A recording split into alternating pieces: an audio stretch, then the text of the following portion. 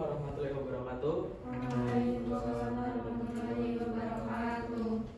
Oke, gimana teman-teman kabarnya hari ini? Baik, Pak.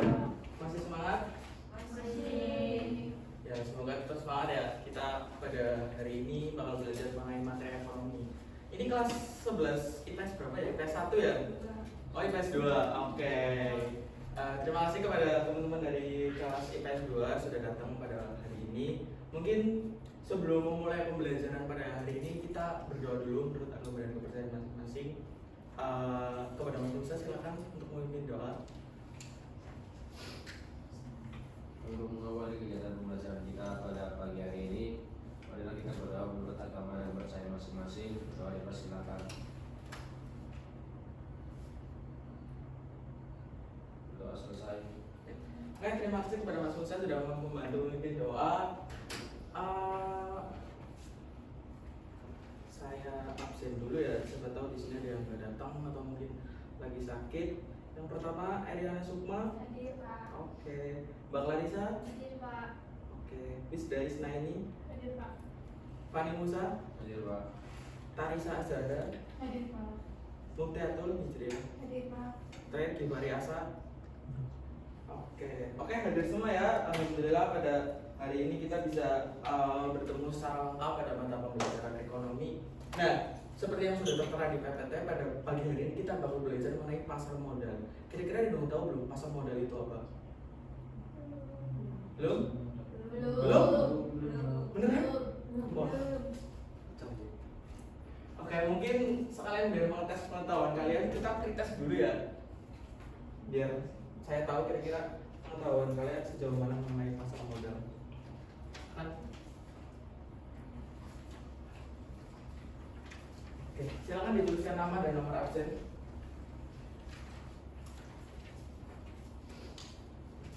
Sudah? Oke. Pertanyaannya itu tuliskan apa yang kalian ketahui tentang pasar modal dan instrumen-instrumen apa yang kalian ketahui di dalam pasar modal. Seperti itu.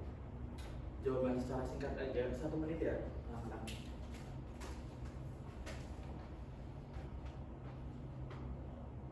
Keren makanya.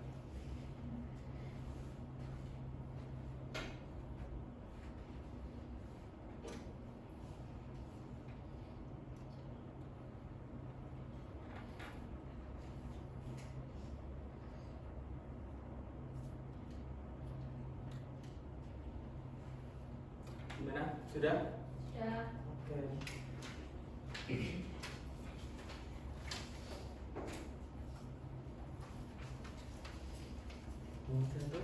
Terima kasih. Oke, terima kasih semua sudah menjawab pretest pada pagi hari ini. Mungkin sebelum lanjut ke materi pasar modal, kira-kira ada yang tahu nggak?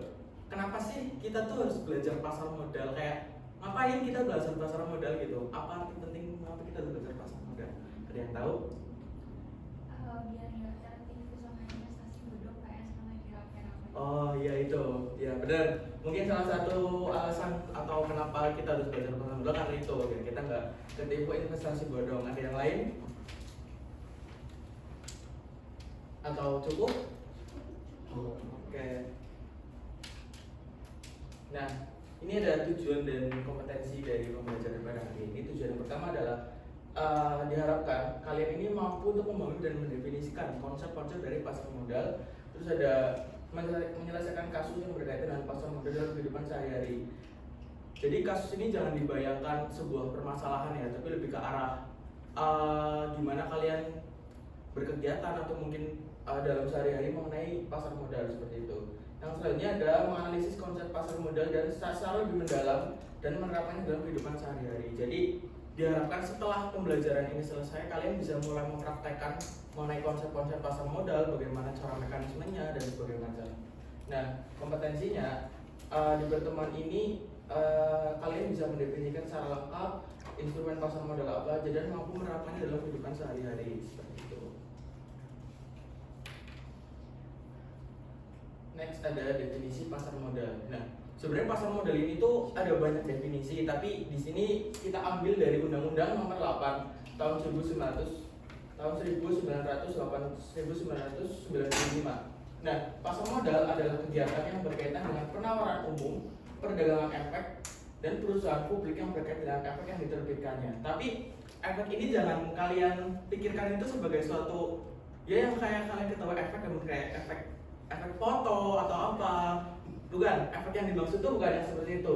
Efek adalah surat berharga, yaitu surat pengakuan utang, surat berharga komersil, saham, obligasi, tanda bukti utang, unit penyertaan kontrak investasi kolektif, kontrak berjangka, dan lain-lain. Jadi efek ini adalah sebuah surat yang mempunyai nilai harga, tapi bukan surat cinta ya, meskipun sama-sama berharga mungkin ya, tapi bukan, tapi lebih ke arah surat yang berharga itu ada nilai uangnya di surat itu, seperti itu, gampangnya seperti itu. Next ada peranan dan fungsi pasar modal. Nah, pasar modal ini memiliki peran yang cukup strategis bagi perekonomian suatu negara. Kenapa? Karena pasar modal itu menjalankan dua fungsi. Yang pertama adalah fungsi ekonomi. Nah, yang dimaksud dari fungsi ekonomi pasar modal ini adalah pasar modal bertugas sebagai penyedia fasilitas yang mempertemukan dua kepentingan, yaitu pihak yang memiliki dana atau investor dan pihak yang memerlukan dana. Jadi investor itu mengalokasikan keuangannya, keuntungannya atau mungkin kekayaannya kepada pihak yang memerlukan dana atau istilahnya atau mungkin perusahaan-perusahaan yang membutuhkan uang, membutuhkan tambahan modal untuk keberlangsungan perusahaannya, seperti itu. Next ada fungsi keuangan. Pasar modal memberikan kemungkinan dan kesempatan memperoleh imbalan atau return bagi pemilik dana sesuai dengan karakteristik investasi atau instrumen customer yang dipilih. Nah, fungsi keuangan ini berkaitan dengan return atau pengembalian dana yang diterima. Jadi kayak misal investasi segini, kita dapat untung segini, seperti itu. Nah, ini ada lembaga-lembaga yang ada di dalam pasar modal. Mungkin beberapa udah familiar ya. Ada OJK, ada Indonesian Stock Exchange atau Bursa Efek Indonesia, ada KPI, dan ada KSEI, yaitu Kustodian Sentral Efek Indonesia. Yang pertama ada Otoritas Jasa Keuangan atau OJK. Nah, ini yang sangat familiar lah, ada di sekitar kita banyak OJK. Banyak kantor-kantor OJK, di Purwokerto juga ada, di Purbalingga ada, di sekitar kita itu familiar lah dengan yang namanya OJK. OJK itu apa sih? Nah, OJK dalam pasar modal adalah lembaga yang berwenang atau berperan sebagai pengawas utama dari keseluruhan kegiatan dalam pasar modal. Jadi kayak OJK ini apa ya namanya? Biasanya yang ngawasin apa? Kalian tahu nggak yang ngawasin? Semacam supervisor, kayak pengawas. Jadi gimana mekanismenya berjalan, gimana kegiatannya berlangsung, itu diawasin sama si OJK.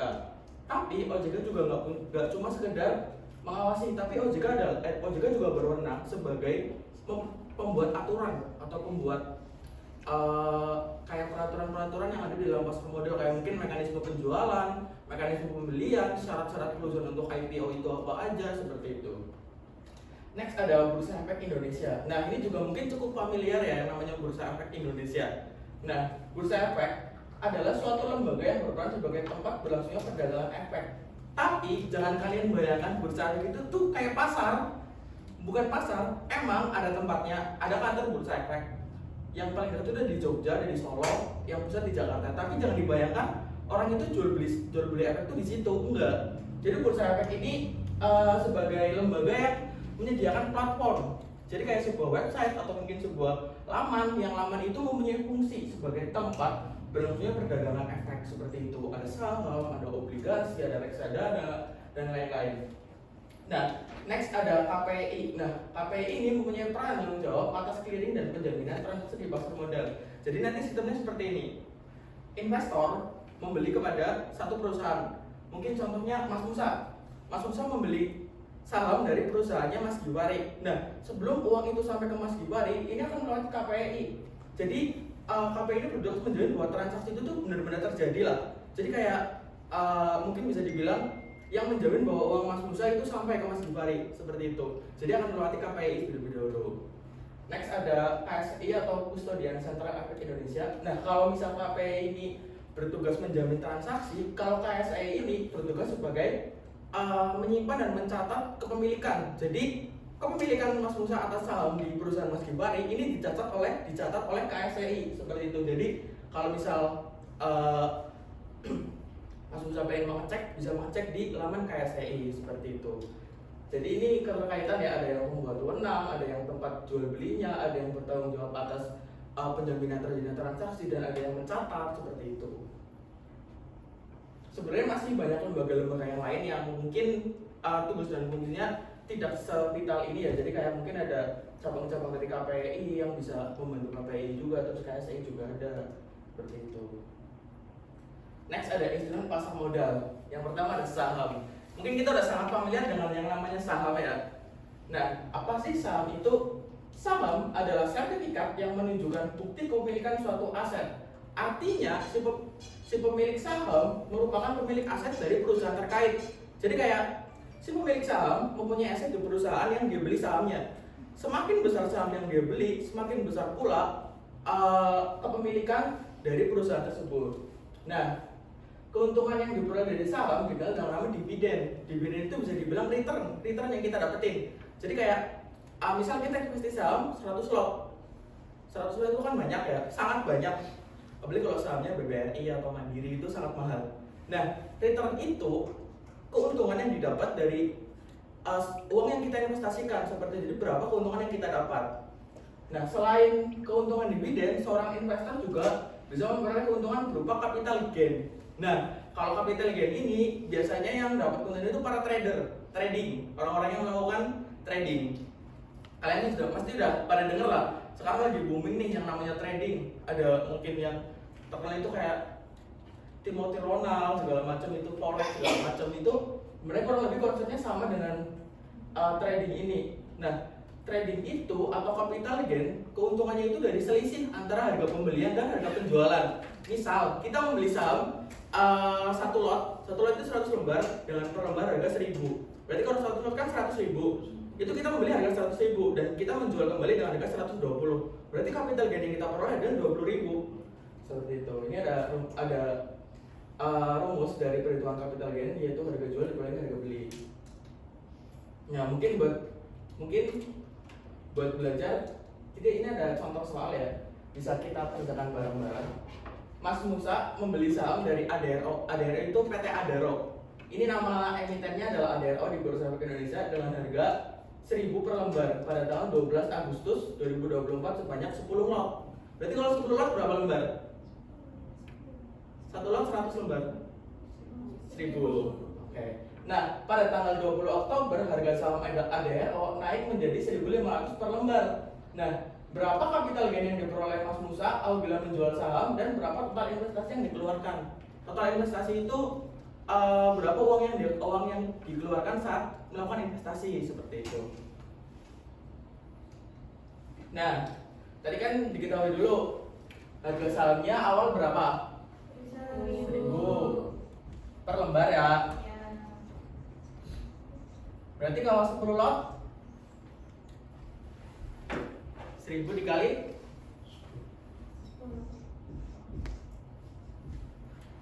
10 lot berapa lembar? 1.000 dikali 1.000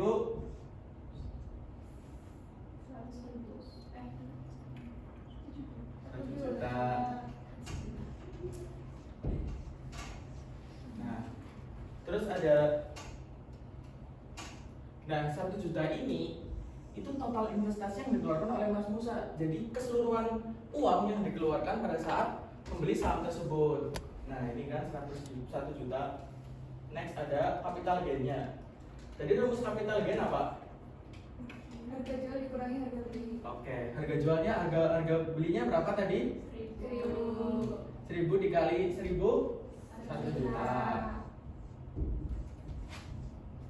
Harga jualnya 1.500 dikali 1.000 berapa?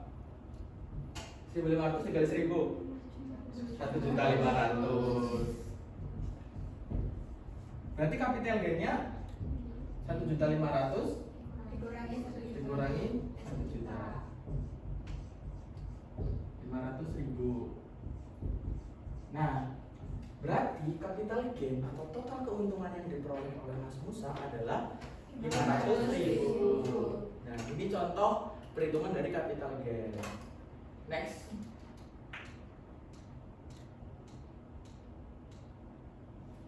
Selanjutnya ada instrumen pasar modal yang kedua, ada teks obligasi. Nah, obligasi kalau misal tadi saham itu surat berharga, kalau obligasi itu surat utang.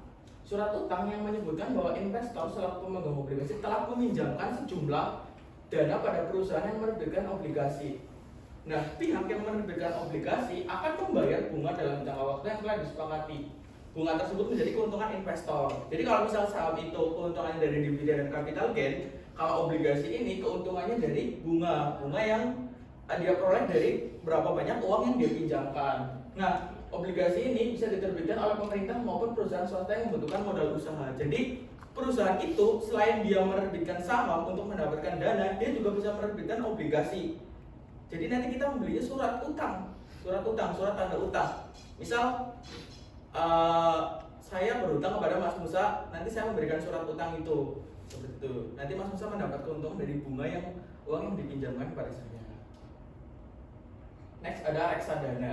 Nah, instrumen yang selanjutnya adalah reksadana. Ini tuh sangat berbeda dengan saham dan obligasi. Nah, reksadana adalah wadah untuk menghimpun dana masyarakat yang dikelola oleh badan hukum yang bernama manajer investasi, yang kemudian diinvestasikan kepada instrumen yang lain. Nah, reksadana ini salah satu instrumen yang paling cocok untuk pemula, untuk orang yang baru terjun ke dunia investasi. Kenapa? Jadi gampangnya seperti ini. Misal kita punya uang 100 juta, kita pengen investasikan uang ini, tapi kita nggak tahu mau kemana. Contoh biar lebih enak, Mbak Eci punya uang 100 juta, tapi Mbak Eci ini pengen investasi, tapi nggak tahu harus kemana dan nggak tahu basic investasi itu gimana. Misal Mbak Eci menemui saya di sini sebagai manajer investasi. Uang ini bakal disalurkan ke manajer investasi yang kemudian oleh manajer investasi bisa dialokasikan ke instrumen-instrumen pasar modal, mungkin saham atau obligasi atau yang lain. Jadi di sini tuh kita cuma menyetorkan uang kepada seorang manajer investasi dan manajer itu yang akan mengelola uang tersebut. Entah itu dia larikan ke saham atau obligasi atau pasar uang. Jadi di sini tuh kita cuma yaudah uang dikasih ke manajer investasi, nanti kita memperoleh return. Tapi return itu dibagi dengan manajer investasi tersebut. Jadi nggak sepenuhnya dapat ke kita, tapi dibagi dengan manajer investasi itu sesuai dengan kesepakatan yang di awal. Jadi gampangnya seperti itu reksadana. Kenapa sangat cocok? Karena kita tuh nggak perlu mikir uang kita tuh mau ditaruh di mana. Apakah mau ditaruh di saham atau obligasi? Yang bertugas itu ya manajer investasi yang melakukan analisis teknikal, analisis finansial, yang melihat perusahaan mana yang layak. Itu tuh tugasnya manajer investasi. Nah, jadi investor tuh cukup nunggu return aja atau keuntungannya aja dari uang tersebut, dan uang itu juga bisa minim kerugian lah, karena itu kan juga yang seorang manajer investasi itu ya salah satu orang yang expert dalam bidang investasi. Next ada risiko dan peluang pasar modal. Nah, dibalik keuntungan dan kemewahan dan kemegahan dari pasar modal yang kita bisa dapat uang tanpa harus kerja, tanpa harus susah capek-capek pulang pergi ke kantor, ada risiko yang mungkin harus diperhatikan oleh para investor ya. Yang pertama ada daya beli atau purchasing power risk. Nah, risiko ini berkaitan dengan kemungkinan terjadi inflasi yang menyebabkan nilai real pendapatan yang lebih kecil. Nah, meskipun uang kita minim resiko tersentuh inflasi, tapi nggak menutup kemungkinan bahwa nilai investasi itu tuh akan turun. Seperti itu. Jadi ini berkaitan dengan daya belinya. Jadi nilai mata uangnya pada waktu periode tertentu. Jadi meskipun tidak tersentuh inflasi atau minim resiko tersentuh inflasi, tidak menutup kemungkinan bahwa harga saham tersebut akan ngedrop. Seperti itu. Next ada risiko bisnis atau business risk. Nah, risiko bisnis ini berkaitan dengan kemampuan perusahaan atau menurunnya kemampuan perusahaan. Jadi dalam melakukan investasi, kenapa kita harus melakukan riset pada suatu perusahaan? Itu untuk menganalisis bagaimana produktivitas perusahaan dan kemampuan perusahaan itu untuk mempertahankan labanya dia, gitu. Jadi nggak asal investasi aja. Mungkin di sini saya nggak pengen mengecap buruk suatu emiten. Mungkin kita bisa lihat ke Gotoh. Mungkin kan Gotoh kan gede banget, tapi Gotoh itu sekarang ngedrop dan itu berpotensi membuat kita mengalami kerugian. Kan kita nggak bisa ngejual kalau misal kita rugi. Returnnya kita dapetin pun sangat kecil. Paling Waktu itu saya pernah investasi di Goto, beli 2 lot, cuma untung nggak sampai 100 perak, cuma beberapa rupiah aja, karena emang produktivitas Goto itu sangat lemah, seperti itu. Next ada risiko pasar atau market risk. Nah, maksudnya adalah apabila pasar bergairah, pada umumnya harga saham akan mengalami kenaikan, tapi bila pasar lesu, maka akan cenderung turun. Nah, ini tuh lebih ke arah gimana persaingan di bursa efek. Kalau misal suatu saham diperebutkan oleh banyak orang, maka saham itu akan naik harganya, sama seperti barang-barang yang lain, seperti itu. Tapi kalau misal saham itu dicuekin, nggak ada yang mau, ya udah ngedrop, harganya bakal turun. Nah, yang selanjutnya ada risiko likuiditas atau liquidity risk. Nah, risiko ini berkaitan dengan kemampuan suatu surat berharga untuk segera diperjualbelikan tanpa mengalami kerugian. Nah, ini biasanya para trader nih, misal jual hari ini, naik dikit, jual lagi, beli lagi, naik dikit, jual lagi. Jadi nggak menunggu waktu yang lama untuk menjual surat itu. Pokoknya sebelum surat itu mengalami penurunan, baru sudah dijual, seperti itu. Next ada peluang dari pasar modal. Nah, pasar modal ini juga memiliki peluang yang cukup signifikan bagi perekonomian. Yang pertama ada pertumbuhan ekonomi. Nah, pasar modal dapat membantu mendorong pertumbuhan ekonomi nasional karena dapat meningkatkan pendapatan negara melalui pajak dividen. Jadi negara itu dapat pendapatan dari pajak dividen yang didapetin oleh si investor. Seperti itu. Jadi pajak ini bisa jadi pemasukan atau tambahan pendapatan dari negara, seperti itu. Next adalah lapangan kerja. Nah, pasar modal dapat membuka lapangan kerja baru karena mendorong muncul dan berkembangnya industri lain. Pasar modal ini kalau di zaman sekarang ini belum menjadi industri yang sangat tinggi lah, masih standar. Tapi padahal kalau misal kita belajar dan kita mau untuk mulai terjun di dalam dunia pasar modal, itu tuh kita berpotensi mendapatkan keuntungan yang sangat besar apabila kita memang benar-benar mempelajari dengan baik dan benar-benar menerapkan segala teori-teori, ilmu-ilmu yang kita dapatkan dalam pasar modal, seperti itu. Next, terakhir ada peluang karir. Nah, pasar modal ini memiliki banyak peluang karir yang menjanjikan, terutama dalam bidang pasar modal syariah.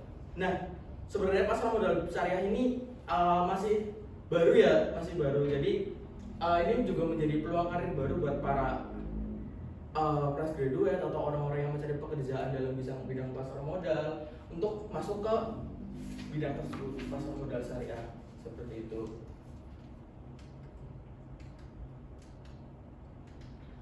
Nah, mungkin cukup sekian materi dari pasar modal.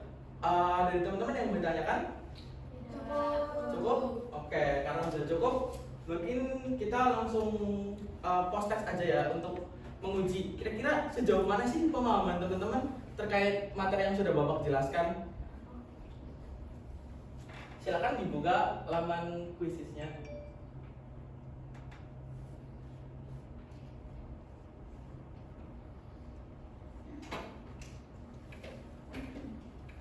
Silakan.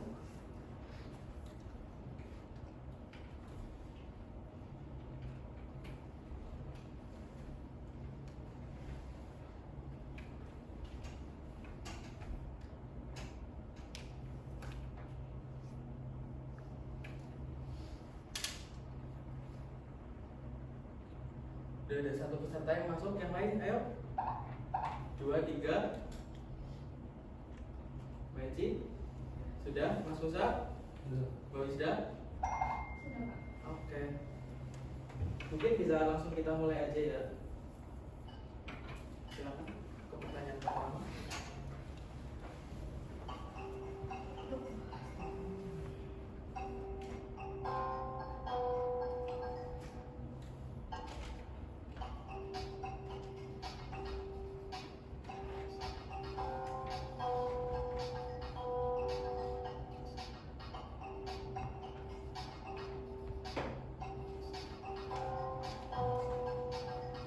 Gimana Mas Musa? Bisa nggak? Oke.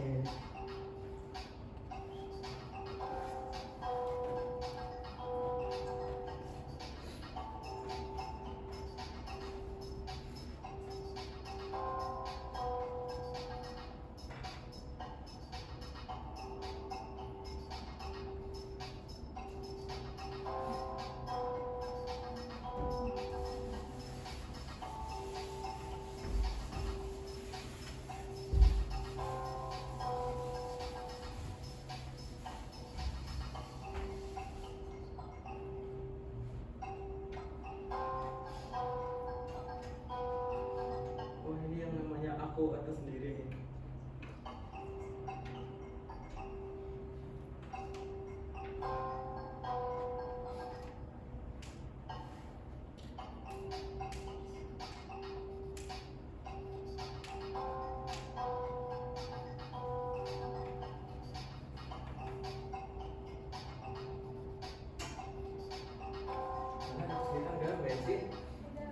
Aman ya?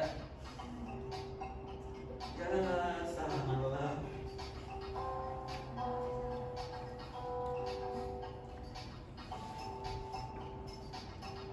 Mas Fadi sudah?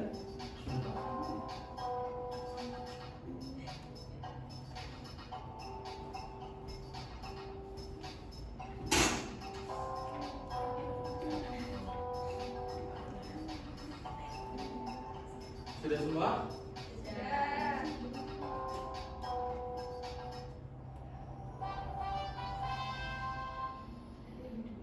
Ini aku siapa ini? Oke, keren. Ulang dulu. Oke, mungkin biar kita tahu nih salahnya ada di mana aja, bisa kita bahas ya.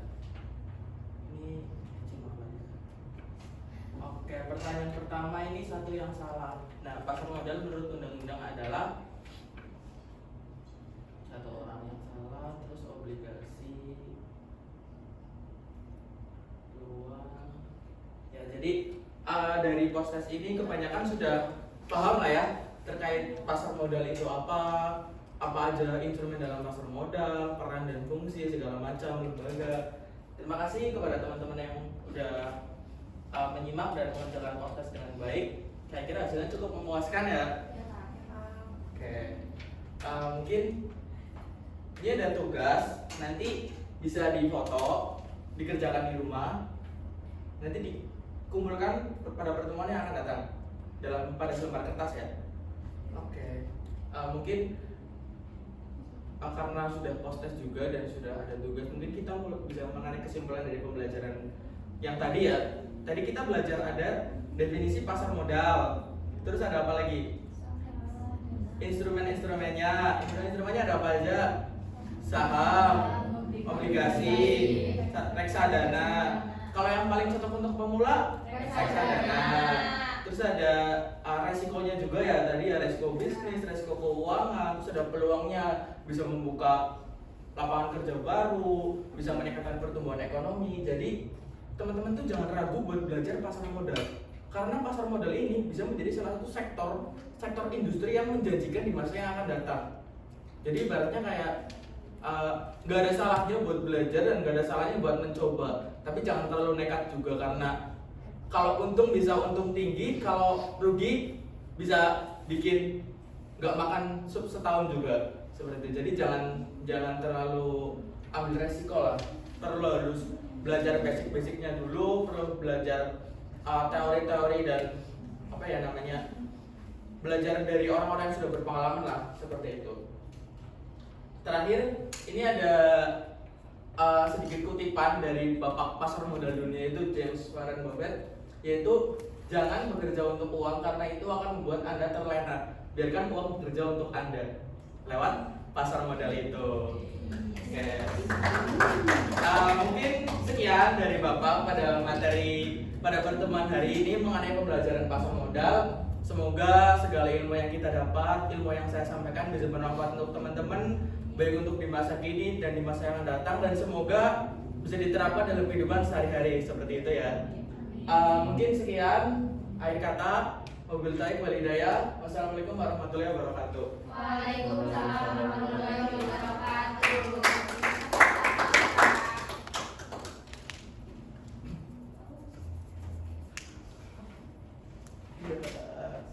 Rampung. Pas banget juga